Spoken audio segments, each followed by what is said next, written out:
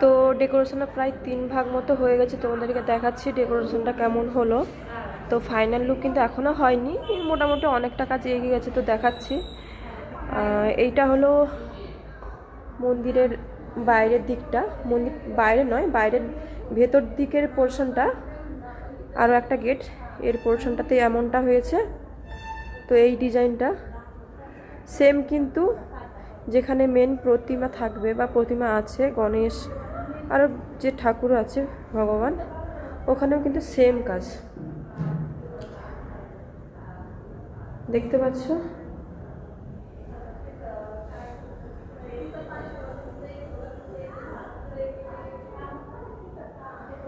তো এখন চলো তোমাদেরকে দেখাচ্ছি মেন যে গেট, যেটা মন্দিরের বাইরে, সেটা কেমন ডেকোরেশন হয়েছে। সেটা কিন্তু পুরো অরিজিনাল ফুলের উপর কিন্তু পেস্টিং হয়ে ওই মন্দিরের নামটাই কিন্তু বাইরে লেখা হয়েছে। তো দেখাই তোমাদেরকে,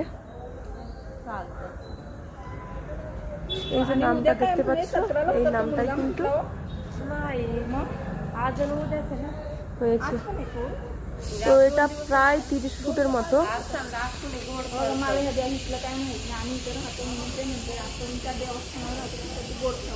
এই নামটা কিন্তু দেখো ভেতরেও, এই যে ভেতরে সেম এই নামটা বাইরে পেস্টিং করা হয়েছে, অরিজিনাল ফুল দিয়ে কিন্তু পেস্টিং করা হয়েছে।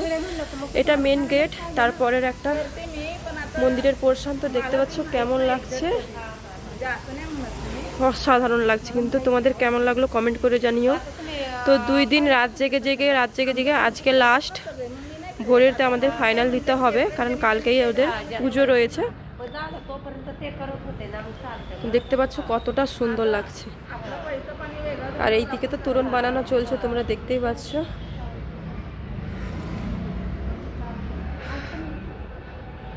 এই যে দেখতে পাচ্ছ কতটা সুন্দর লাগছে, অনেক বড় মন্দির। সেখানে কিন্তু কাজ হচ্ছে 2 দিন ধরে, কিন্তু এই মন্দিরের ডেকোরেশনের কাজে কিন্তু আমরা মানে কাজ করছি। আর এখানে দেখতে পাচ্ছ এটা হচ্ছে রুকমণি, এটাতেও কিন্তু ফুল দিয়ে, পুরো অরিজিনাল ফুল দিয়ে পেস্টিং করা হয়েছে, মানে ভগবানের চারিদিকে অরিজিনাল ফুল দিয়ে। ক্লোজ আপে তোমাদেরকে দেখাই, পুরো এগুলো অরিজিনাল ফুল, এগুলো কিন্তু অরিজিনাল ফুল। আমার হাতের অবস্থা খুব খারাপ, কারণ এই হাত মানে ফুলের দাগ লেগে লেগে না এটা একটা কষ পড়ে গেছে। আর এখানে হচ্ছে বিঠল, মানে আমরা যেটাকে কৃষ্ণ ভগবান বলি, এখানে ওটাকে বিঠল বলে, মানে কৃষ্ণের আর একটা রূপ।